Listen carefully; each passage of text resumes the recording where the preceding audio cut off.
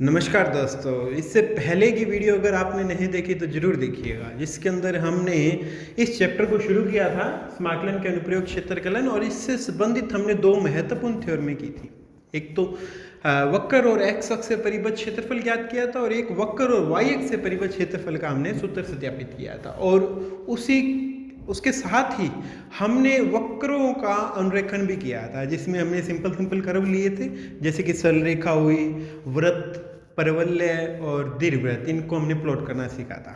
ठीक है, आज की वीडियो के अंदर हम इन वक्रों से संबंधित क्षेत्रफल ज्ञात करना सीखेंगे समाकलन की सहायता से, और प्रश्नावली 11.1 के प्रश्न भी सरल करते हैं। ठीक है, तो सबसे पहला क्वेश्चन हमें दिया गया है। पहला क्वेश्चन कहा गया है परवलय y² = 4x।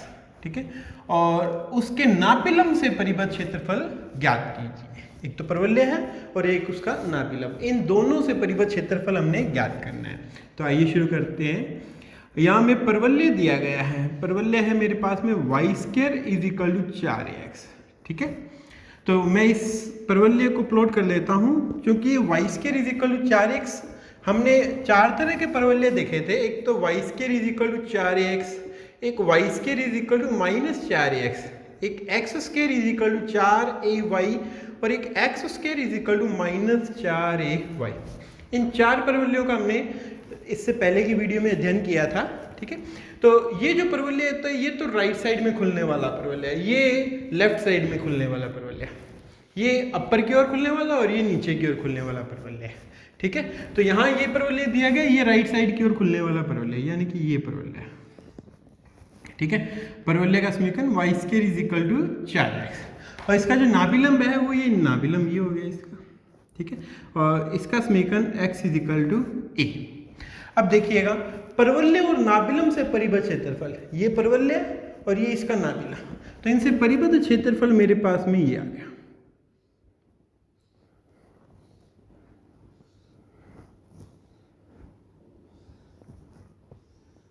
ये इसका क्षेत्रफल हो गया। ठीक है, नामकरण दे देता हूँ, ये O बिंदु। ठीक है, और ये यहाँ मैं A बिंदु ले लेता हूँ, वक्राकार है इसलिए मैं यहाँ बिंदु ले रहा हूँ A B C D, और यहाँ E बिंदु, और ये वापस O। ठीक है, परवलय तथा नाभिलंब से परिबद्ध क्षेत्रफल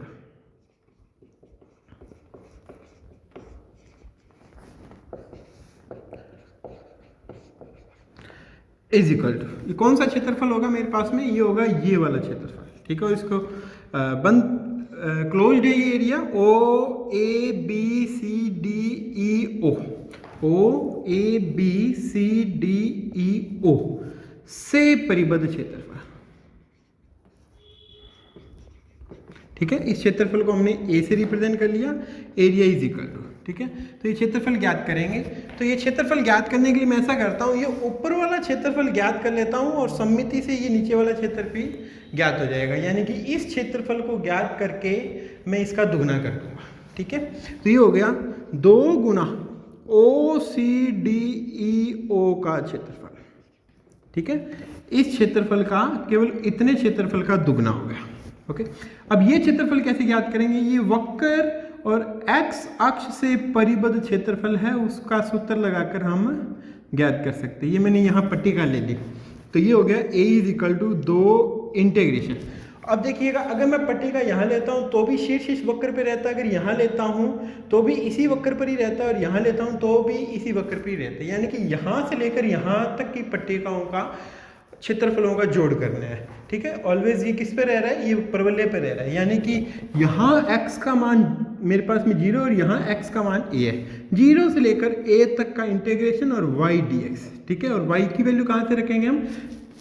पट्टिका का शीर्ष जिस वक्र पर रहता है हमेशा उसी से y की वैल्यू रखनी है आपने। तो यहाँ पट्टिका का शीर्ष हमेशा किस पे रह रहा है? परवलय पे। परवलय के समीकरण से हम y का मान रख देंगे। ठीक है, ये समीकरण नंबर 1।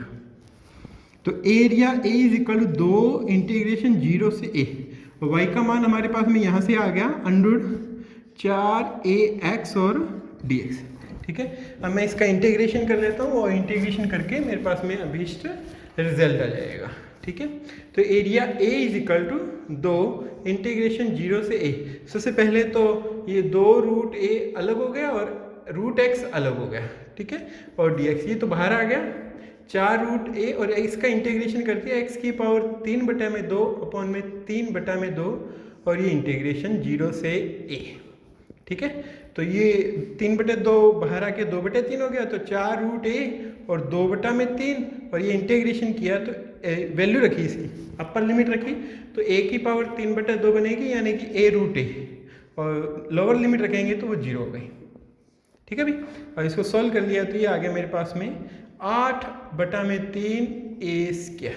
ये अभीष्ट क्षेत्रफल आ गया मेरे पास में, कौन सा, परवलय तथा नाभिलंब से परिबद्ध क्षेत्रफल। ये परवलय था और ये इसका नाभिलंब था। तो एक बार फिर से समझ लीजिएगा हमने क्या किया।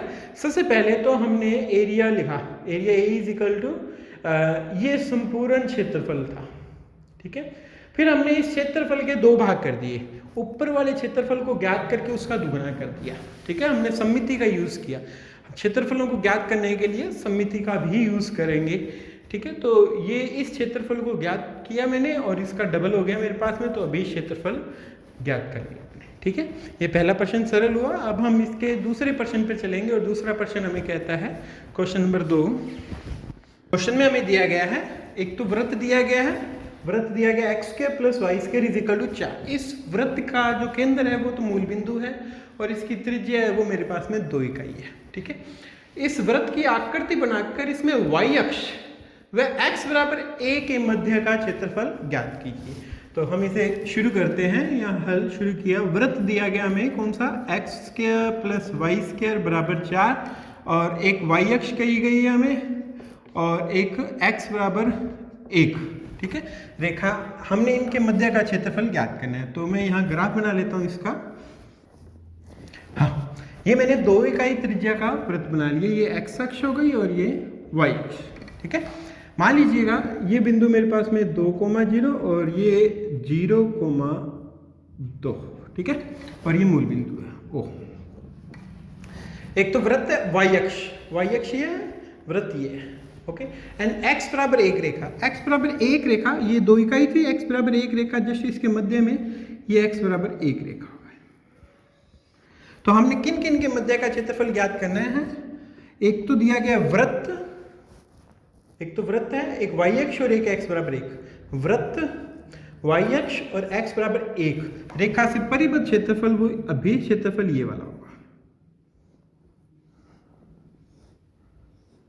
ठीक है। मैं नामकरण दे देता हूं O A B C O, ठीक है। अभीष्ट क्षेत्रफल, अभीष्ट क्षेत्रफल कौन सा होगा अभी, 2 गुना O A B C का O A B C O का क्षेत्रफल, ठीक है भाई। O A B C O का इस क्षेत्रफल का हम दुगुना कर देंगे सममिति से, ठीक है भाई।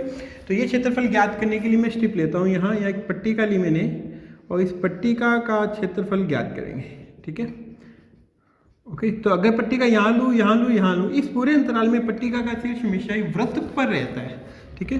तो 2 इंटीग्रेशन कहाँ से कहाँ तक, x की सीमा यहाँ 0 और यहाँ x बराबर 1 है, तो 0 से 1 और y dx, और y का मान हमने कहाँ से रखना है, पट्टिका का शीर्ष जिस वक्र पर रहता है उससे, और पट्टिका का शीर्ष हमेशा किस पे रहता है, वृत्त पे, ठीक है।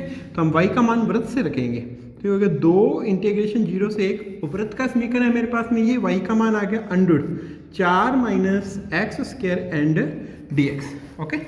तो इंटीग्रेशन कर दिया मैंने और ये इंटीग्रेशन हुआ x/2 √4 - x² plus a²/2 and sine inverse x/a, a की वैल्यू है मेरे पास में 2, ठीक है, और इसकी सीमाएं 0 से 1। अब मैं ये वैल्यूज पुट कर दूंगा इसके अंदर। तो अभीष्ट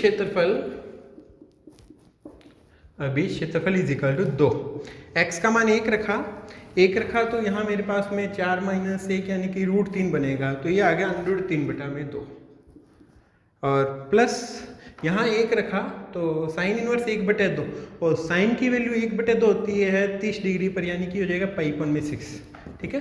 तो ये तो 2 बना और ये हो गया π/6 बीच में माइनस, ये तो अपर लिमिट के लिए, और माइनस लोअर लिमिट रखते हैं। x का मान 0 रखा तो ये पूरी टर्म 0 होगी, x का मान 0 यहाँ रखा तो साइन इनवर्स 0 है वो 0 पर होता है, और से यानी कि लोअर लिमिट पूरी 0 हो जाएगी। ठीक है, तो ये अभी क्षेत्रफल आ गया मेरे पास में।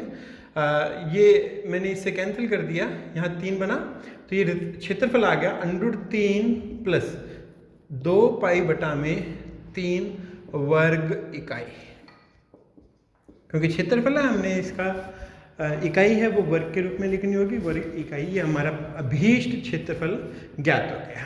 ठीक है भाई, क्वेश्चन समझ आया? क्वेश्चन में कहा गया था, वृत्त दिया गया था x² + y² = 4 एवं yx और x बराबर 1। तो ये तो वृत्त था, ये x बराबर 1 रेखा है और ये y अक्ष है, इन तीनों से परिबद्ध क्षेत्रफल ये वाला होगा। और ये क्षेत्रफल ज्ञात करने के लिए ऊपर वाले क्षेत्रफल का दुगुना कर दिया, 2 गुना OABCO का क्षेत्रफल। और ये क्षेत्रफल x अक्ष के साथ में है परिबद्ध, और x अक्ष के साथ परिबद्ध क्षेत्रफल ज्ञात करने के लिए मैं इंटीग्रेशन y dx यूज करता हूँ। ठीक है, इंटीग्रेशन y dx की सहायता से मैंने अभीष्ट क्षेत्रफल ज्ञात कर दिया। ठीक है भाई, अब हम इसके क्वेश्चन नंबर 3 पर चलेंगे। तो आइए क्वेश्चन नंबर 3 करते हैं अब। ठीक है, यहाँ में वक्र दिया गया y = sin x and x अक्ष से परिबद्ध क्षेत्रफल ज्ञात करो, जबकि x का मान है वो 0 से 2 पाई के बीच में। तो आइए शुरू करते हैं।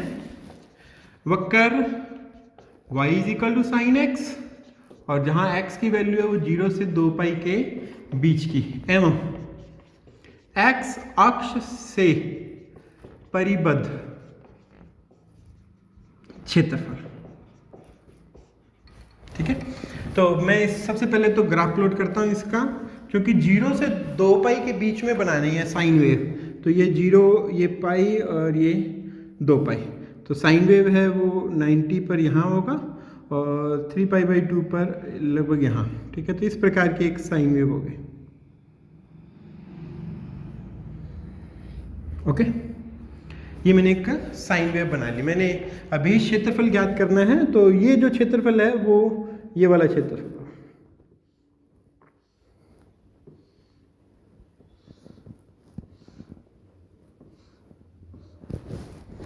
ये 0, ये पाई और ये 2 पाई।